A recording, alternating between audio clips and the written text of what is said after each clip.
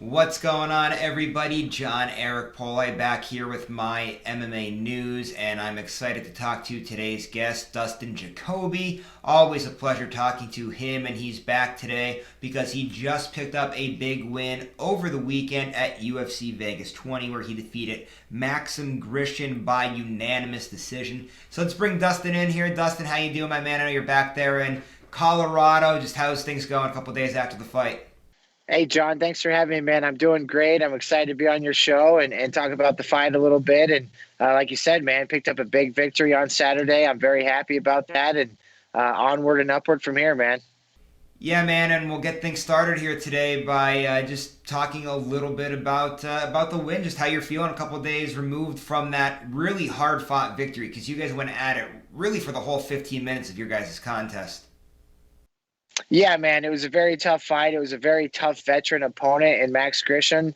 He brought a lot of experience to the cage, and the guy was an absolute monster in there. Very, very big competitor, has fought the majority of his career at heavyweight, coming down to the light heavyweight division. So, very big, massive dude. He was probably pushing 240 pounds in there on fight night. Obviously, he missed weight by 4.5 pounds as well.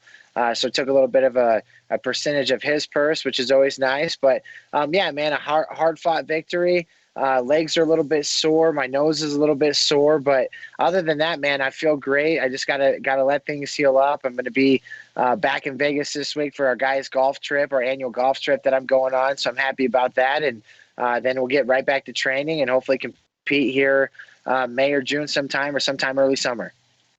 Yeah, now before we actually start breaking this fight down, I guess we'll bring up the whole missed weight thing because I was planning on asking you about that. Max missed weight by a few pounds. He weighed in at I believe it was 210 pounds for the weight limit for you guys' fight of 206 pounds at light heavyweight. Just what were your thoughts on him missing weight, and just what was that whole entire experience like? Did you ever fight somebody before that missed weight, and what was it like being inside of the octagon with him? Because not only did he miss weight at weigh-ins, he looked freaking huge inside of the octagon that night. Yeah, man. So that's the first time I've had an opponent miss weight before. And the first time, like I said, it was at like 210 and a half. So it was a good 4.5 pounds, 5 pounds he missed weight by. And I remember the coach came up to my room that morning, and the weigh-ins are from 9 to 11. And he comes up here at 9:10. He's like, "Hey, man, we have a problem." I'm like, "What a problem?" My first thought was somebody failed the COVID test. He's like, "No, your opponent missed weight by he's 210 and a half." I look over at the clock. I'm like, "What do you mean missed weight?" He's like, "He's got an hour and 50 minutes to make weight." They're saying his body shut down and he's done. He's just going to forfeit, a percent of his purse. And coach is absolutely pissed. And he's talking about, but in my mind, he knows me as well. The fight was going on. Never once did I question that we wouldn't be fighting. I was like, we're going to take a percentage of his purse, and the fight's going to go on like usual. The work's been put in. If we get in a fight out here, I'm not asking what the guy weighs. So, I'm happy that the fight was able to go on. Max was very professional about it. He told me, he apologized. Has never missed weight before in his career, and I told him, no worries, man. Of course, the fight's going on. I know you're a true professional, but it is what it is, man. I'll take a percent of that purse, and we go on. And like you said, so to put it a little more into my thought process, I wasn't worried at all, until I was like, well, man, I wonder how big Max is. I wonder how much he's going to weigh. And then I'm getting ready to walk out. He was the first competitor walking out. I see him in the octagon. He gets in there and he does a cartwheel. And immediately my mind's like, dude, that is a massive guy. Like, he's got to be pushing 240. And then, I'm about ready to walk out. So I got to drain those thoughts. I got to flip the switch and just turn that off and get to competing. And that's what we did. And again, I'm very happy to get a decision victory over a guy like that. Yeah, now as we start, to break things down here, I guess we'll start with this opening round and going to continue, I guess, talking about his size inside of there because not only did he look really big, but it seemed like he was really powerful in that opening round because he dropped you not once, but twice. So just how powerful was he in that opening frame? Yeah, I'd like to clear that up. I mean, I keep seeing where people say I got dropped twice. The first time he threw a punch, it hits me. I went off balance. I was never rocked. And I just lost my balance and got down. That's when he got on top of me. I was able to get out. And then the second time What's weird is the whole day was like an outer body experience for me, was very unusual. Usually I remember everything down to the minute, very precise on when things happen. But again, I rewatched the fight on Sunday night, and I remember talking to my twin brother on Saturday, and he's like, well, at the end of the first round when he was on top of you, and I was like, he wasn't on top of me at the end of the first round. He's like, yeah, he was. He had your back. I'm like, what? I was like, no, he didn't. Well, come to find out, he's right. At the end of the first round, he did hit me, and I think that's when I cut my nose open, got me with a nice punch on my nose. That I don't know. Again, in the fight, I don't ever remember being rocked, but it was such an outer body experience. I didn't remember anything from the fight.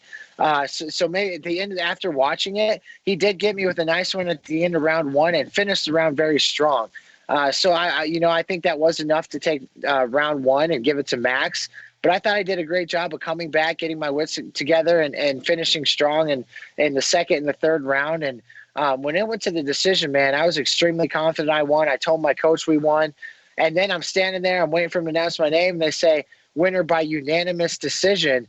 And I was like, oh, shit. I was like, now, and who won that fight unanimously? I didn't feel like he won unanimously, and I didn't feel like I won unanimously. I thought I won, but I didn't know it was unanimous. And then they said my name, so I was extremely relieved, extremely happy. I'm not so sure it was a unanimous decision victory. It was a very tough fight. It was a very close fight. We'll put it that way. Again, it feels good to be on the positive end of a decision like that. And now, I guess as we go into rounds 2 and 3 here, as we continue to break this fight down, it seemed like you were really able to settle down and really start showcasing your kickboxing skills. Because in case everybody's not familiar with you, this is technically your second stint in the UFC. You had about a 10-year gap in between your two UFC stints because you were in the Glory kickboxing promotion and you were kickboxing for such a long time. And it really seemed like in rounds 2 and 3 you were able to showcase your kickboxing skills inside of there. So what was it like in between that first round that you were able to come out in rounds 2 and 3 and really get to showcase your skill and showcase everybody what your bread and butter is? Yeah, I think that was just the veteran fighter that came out in me, the gritty performance that I put on, and that was just a great display by a veteran fighter. When I went back and looked at that, I was very happy with. There's times in my career, people that don't know my resume, man, I've been through it to get to it. I've been, the Hanyak, like I said in my weigh-in photo, I'm forged in fire, man. I'm battle tested. I've been in there with some very tough opponents, and nothing about my career has ever been easy. So I think there's fights in early in my career where when round one goes that way, I could have easily for lack of a better term, given up and just accepted the loss. But you saw a real veteran performance in there where I flipped the script, man. I was like, all right, he's got the first one. It's time to just dig deep, settle down, and finish this fight strong. And I thought I did that, man. Those low kicks were certainly adding up. I was really attacking his calf and his lead leg, and he was slowing down a little bit. Again, the weight cut was playing in my mind. I was like, this guy missed weight. I was like, I can go longer than him. If I can just go one more second than him, I'm going to win this fight. And that's what I did, man. I really started utilizing those low kicks and really started pointing them with a jab. I was nervous to overcommit and get real flashy with my knees because I didn't want to get stuck on the ground. I knew if he got me down, it was going to be really hard to get up with his size and his frame. And I wanted to avoid him bullying me against the cage, which I thought I did a really good job of, and basically just outpointed him the rounds 2 and 3. Yeah, I want to bring up those calf kicks. It's all of a sudden a new deadly weapon in MMA, and we'll get more into that part of it. But I just wanted to know if that was part of your game plan to come out and use those calf kicks because they were so effective, or if this was just something that you happened to pick up on the fly and noticed that was open all night long. No, that was certainly part of my game plan. If you watch my last fight, I took out Justin Ledet the same way. I really hammered that lead leg, which eventually led to opening up my hands. But if you watch Max's fights in the past, which I watched a lot of them, he was really heavy on that lead leg, and he's a strong brawler, right? So he'd throw a really heavy jab. And the game plan was him to be heavy on that lead leg, and I was just going to take out that leg with those calf kicks. Well, Max threw a little bit of wrench in that game plan because in the first round he wasn't extremely heavy on that lead leg, and he did a great job of eluding that kick. There was a couple times I threw it and he had got out of the way, and I'd thrown it so hard my full body had spun around. But again, I started connected in the later rounds, and I think it really slowed him down. And once he started slowing down as well from whatever issue was going on with the weight cut, I felt him slowing a little bit. It opened up the door to start hammering that calf a little bit more, and it was certainly a part of the game plan. Yeah, man, I thought we executed it to a T. And now staying along the lines with these calf kicks here, like I said before, it's like the new deadly weapon all of a sudden in MMA. We're seeing a ton of fighters throw them. This can't be something new. People had to have been doing this for a while. Like, what is it now in current day 2021 that makes everybody want to be throwing these all of a sudden? Well, like you said, they've been around before. I remember we have Chris Gutierrez, another fighter in the UFC, trains at our gym, and he's been throwing calf kicks forever now, man. And you've seen him a lot. It's kind of like when McGregor hit Cerrone with that shoulder strike, right? Everybody's like, whoa, the shoulder strike. Dude, you've been seeing guys throw shoulder strikes a ton in there, but none of them had significant damage the way that McGregor was able to break Cerrone's nose with that shoulder strike. So you'd see calf kicks before, but they weren't significantly changing the outcome or the course of the fight. Well, now they are. You're starting to see you guys hitting them and guys stick with them, not go away from them. You're like, okay, it's going to take more than one, right? It's going to take more. And then when you get a good one, there's a nerve that runs down the side of your calf and up from your knee, man. And when that nerve gets hit, it just completely shuts it down. Like, you can't even take a step on your leg. So now as a fighter, you can your movement's thrown off. Every step you take, you're limping hard because that nerve's damaged. And you see, you get it one time, man, you can really see somebody slow down. And then when you keep pounding it, it's almost like they have no option but to go down, or eventually it's going to lead to the demise of the fight. So they're a huge weapon in there, and I certainly plan on utilizing them for every fight that I have. There really isn't a way to defend them either, right? It seems like if you throw them, that your opponent's pretty much helpless and just got to sit there and deal with it, doesn't it? Not really, man, because even when you go to check that, so here's the thing. I used to kick up high, right? Like above the knee. Everybody want to kick up high. Well, then, guys, if you check it, you're getting hit. Well, if you try to check a calf kick, it really doesn't do anything. It doesn't hurt the guy throwing the kick. You can try to check it, but you're still getting kicked right in the calf. So there's no good way to check it. I mean, the best way to check it would be not raise your leg at all. Keep your leg solid on the ground and get it turned in time. But you have to get it turned in time. So they're very beneficial, man. They're very useful. And again, it just takes a couple. I don't care who you are. You get struck right there on that nerve that one time. You try to walk on it. And again, Max got me with a good one too. I'm still limping around today. And I feel it right where he kicked me, right along that nerve. So every step I take, my movement's a little bit slowed down. So there's no two ways around it, man. It gets hit in the right place, your movement's going to slow down and eventually change the outcourse of the fight. And I'm sure for you, too, with that kickboxing background, it helps you out that you're able to throw those calf kicks a lot more. And speaking of that kickboxing background, I know I alluded to it earlier that you spent 10 years in the Glory kickboxing promotion. So now that you've transitioned now into MMA, that you fought in the Contender Series, you're now 2-0 since getting that UFC contract. I have to ask, are you feeling more and more comfortable now when you're inside of the octagon, that you're not just this kickboxer that's going out there? Do you feel that you're kind of slowly becoming a mixed martial artist and you're comfortable inside of that cage? Yeah, absolutely, man. I feel extremely comfortable. I'm very thankful for Glory Kickboxing and the fires that I walked through and the tests that I had in that promotion. Because if you look at my resume, man, there was 0 easy fights in that promotion, and I was fed to the wolves right away. I fought a who's who of guys, the best stand-up strikers in the world.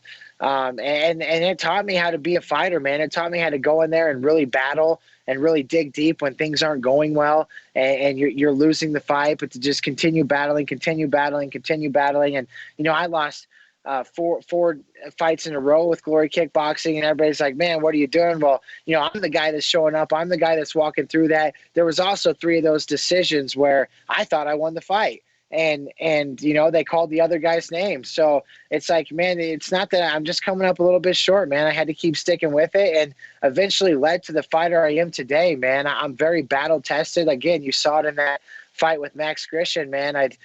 There's times where in that first round I could have easily folded and just called it a night, but no, I pushed through. I showed that gritty veteran status that I bring to the table each and every time, and I'm really proud of myself for that, man. And all of the hard work that and all the fires and trials and tribulations that I've walked through, and that sometimes I've burned and other times I rose from the ashes. It's all starting to pay off, man.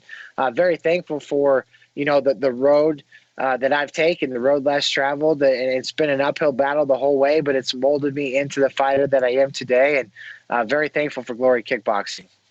Yeah, we're looking forward to seeing you get back inside of there and competing once again. I know you said you're going to take some time off, looking to get in there maybe in late May, June, even sometime into the summer there.